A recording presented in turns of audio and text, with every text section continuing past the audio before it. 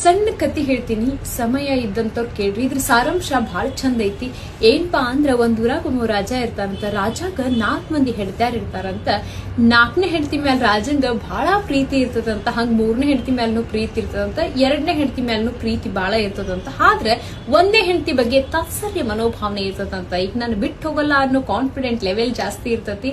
ಹಂಗಾಗಿ ಲೀನಿಯನ್ ಸಿಕ್ಕಿರ್ತತಿ ರಾಜಂಗ 1ನೇ ಹೆಂಡತಿ ಮ್ಯಾಲ ಅಷ್ಟಕ್ಕಷ್ಟ ಪ್ರೀತಿ. ಹಿಂಗಿರುವಾಗ ಒಂದಿನ ಏನಾಗುತ್ತಂದ್ರ ರಾಜನಿಗ ಮಾರಣಾಂತಿಕ ಕಾಯಿಲೆ ಬಂದ್ಬಿಡ್ತದಂತ. ಹಂಗಾಗಿ ದಿನೇ ದಿನೇ ದಿನೇ ರಾಜನ ಆರೋಗ್ಯ ಕೆಡ್ತಾ ಹೋಗ್ತೈತಂತ. ಹಿಂಗಿರುವಾಗ ರಾಜ ಏನ್ ಮಾಡ್ತಾನಂತ, ಇನ್ನೇನ್ ನಾನ್ ಹೆಚ್ಚು ದಿನ ಬದುಕಂಗಿಲ್ಲ, ನನ್ ಜೊತೆಗೆ ನನ್ ಹೆಂಡತಿನೂ ಪ್ರೀತಿಯ ಹೆಂಡತಿನ ಇಲ್ಲಿಂದ ಕರ್ಕೊಂಡ್ ಹೋಗೋಣ ಇಹಲೋಕಕ್ಕೆ ಬಿಟ್ಟು ಅಂತ ಹೇಳಿ ಡಿಸೈಡ್ ಮಾಡಿ 4ನೇ ಪ್ರೀತಿಯ ಹೆಂಡತಿನ ಕರೆಸ್ತಾರಂತ. ಕರೆಸ್ದಾಗ ಆಕಿ ಹೇಳ್ತಾಳಂತ, ನೋಡ್ರಿ ನೀವ್ ನನ್ ಬಾಳ ಇಷ್ಟ ಪಡ್ತೀರಿ, ಖರೆ ನಾನು ನಿಮ್ಮನ್ನ ಬಾಳ ಇಷ್ಟ ಪಡ್ತೀನಿ, ಆದ್ರ ನಿಮ್ಮ ಜೊತೆ ನಾನು ಸಹಗಮನ ಮಾಡಲ್ಲ ಅಂತ ಹೇಳಿ ಕಡ್ಡಿ ಮುರಿದಂಗ ಹೇಳಿ ಹೋಗ್ಬಿಡ್ತಾಳಂತ.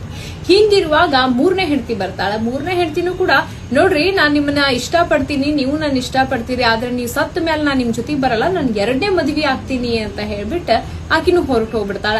ಹಂಗ ಇರುವಾಗ 2ನೇ ಹೆಂಡತಿ ಬರ್ತಾಳ. 2ನೇ ಹೆಂಡತಿ ಬಂದ್ ಹೇಳ್ತಾಳ, ನೋಡ್ರಿ ಧೈರ್ಯ ತಂದ್ಕೋರಿ, ನಾನು ನಿಮ್ ಜೊತೆ ಕೊನೆವರೆಗೂ ಇರ್ತೀನಿ, ಕೊನೆ ಗಳಿಗೆವರೆಗೂ ಇರ್ತೀನಿ, ಸ್ಮಶಾನದವರೆಗೂ ಬರ್ತೀನಿ, ಆದ್ರೆ ನೀವು ಸತ್ತ ಮೇಲೆ ನಿಮ್ ಜೊತೆ ಸಹಗಮನ ಮಾಡಲ್ಲ ಅಂತ ಆಕಿನೂ ಕೂಡ ಹೇಳಿ ಹೋಗ್ಬಿಡ್ತಾಳ. ಇನ್ನು